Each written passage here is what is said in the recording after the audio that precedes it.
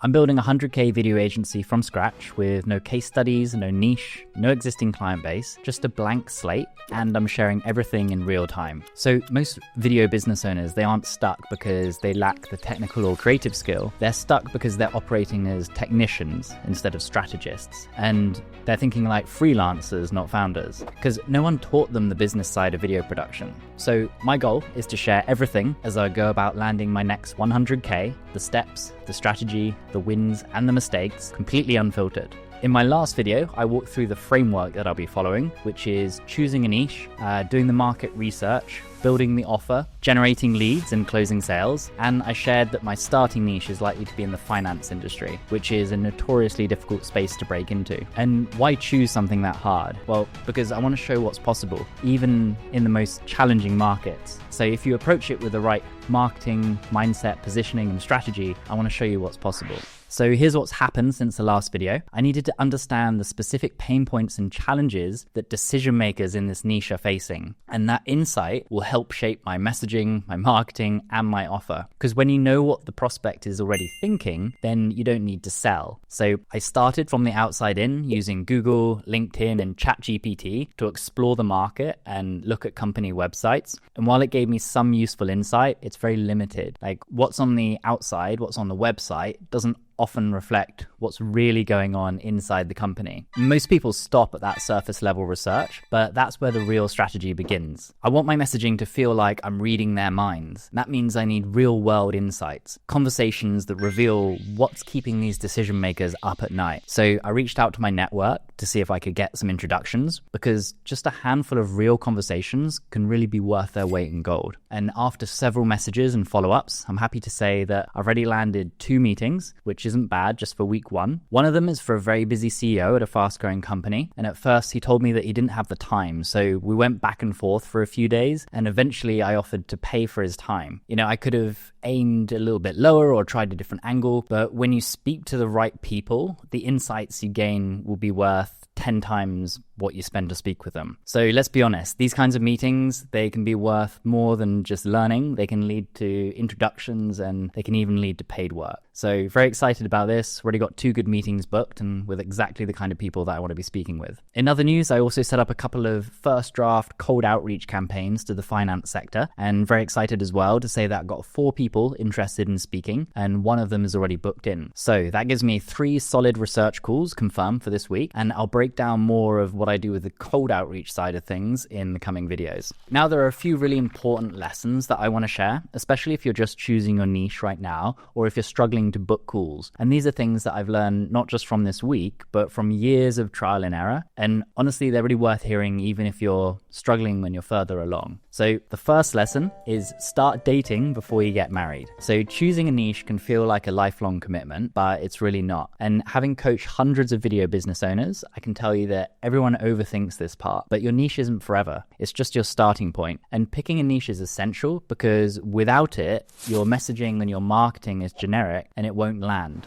I like to think of it like spearfishing. You don't just throw a net and hope, you aim with precision. And once you're getting traction and revenue, you can always branch out further. So the 3 biggest mistakes that I see people doing, one is they're doing really shallow research. They're just Googling and guessing. 2 is that they're giving up on their niche too early without doing proper testing. And 3 is believing that there's a perfect niche and waiting endlessly to find it. When it comes to these things, perfection is the enemy of progress, and you might need to try a few before you find one that fits. A bonus tip here is look at niches where video is underutilized, where businesses clearly have budgets, but their content is, say, 3 years out of date or barely exists. That's usually a sign that no one's educated them properly yet, which is your opportunity. Also, it doesn't even matter if you're in a small town or a big city, wherever you are in the world, I'll be landing most of this work remotely, and some of it might even be overseas. This is about getting out of that technician mindset thinking that you have to shoot everything yourself, and instead to start thinking like a business owner and a strategist. It's easier than ever now to run a business over Zoom and hire people that are local to the clients, or you can just charge more so you can easily afford to travel to them. And I'll get into more on that side of things in some of the videos later on. So don't overthink choosing your niche. Pick fast, and then instead spend the time researching to see if it's a valid choice and learning what you can about the niche. The second lesson is how to book your first meetings. So tools like Google, LinkedIn, and GPT, they're all great for research, but the best insights always come from real world conversations. And I've picked one of the hardest niches that I could possibly start in, and I've got 3 meetings booked already. And that's not magic, it's persistence and knowing how to ask. So I often hear people say, I don't know anyone in that space, or I don't want to pester people that I know, or they say, I've already messaged everyone. But let's just be honest for a moment. If you've really messaged everyone on your list and you'd done it straight away and you'd followed up properly, then you'd have meetings. So it doesn't require a huge network. It just requires being resourceful and actually believing in what you're offering. So here's a prompt that you can start using today to get these kinds of meetings booked. Hey, name, I'm doing some research for a new offer I'm developing for your niche. Do you know anyone in that world who might be open to a quick conversation? In return, I'd be happy to share some good actionable marketing insights from my own experience to help them out. So use language like that, low pressure, high respect, and you'll be amazed at how many people are willing to help. The third lesson is how to build case studies that actually matter. And here's where most people go wrong. They make spec commercials for brands like Nike or Coca-Cola, but they've never actually spoken to anyone in those companies. And the result is that they get nice looking content that doesn't actually do anything for anyone. It doesn't do anything for their business. Instead, start with this. Identify your ideal client, talk to them, learn about their real challenges, see if they'd pay for a solution, and then build something that solves their problem and creates a real measurable result.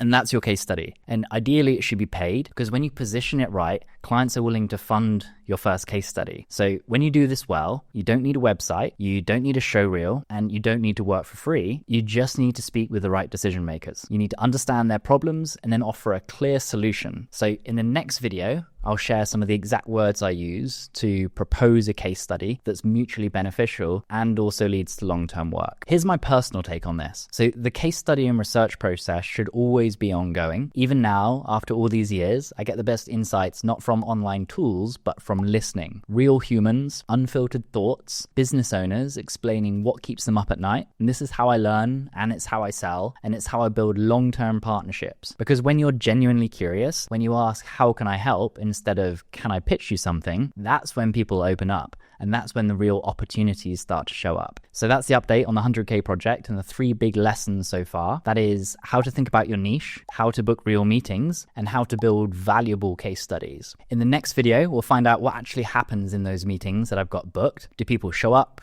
Do I learn anything useful? Can I turn those conversations into paying clients? I'm being optimistic right now, but this is being done live. Anything could go wrong. There's no guarantees, no do-overs. So let's see what happens. In the meantime, if you found this helpful, just share it with someone who you know who's trying to build a real video business or agency at the moment. That's how we help more people. That's how we keep this valuable. We want to help more people escape the freelance trap. So thanks for watching, and I'll see you in the next one.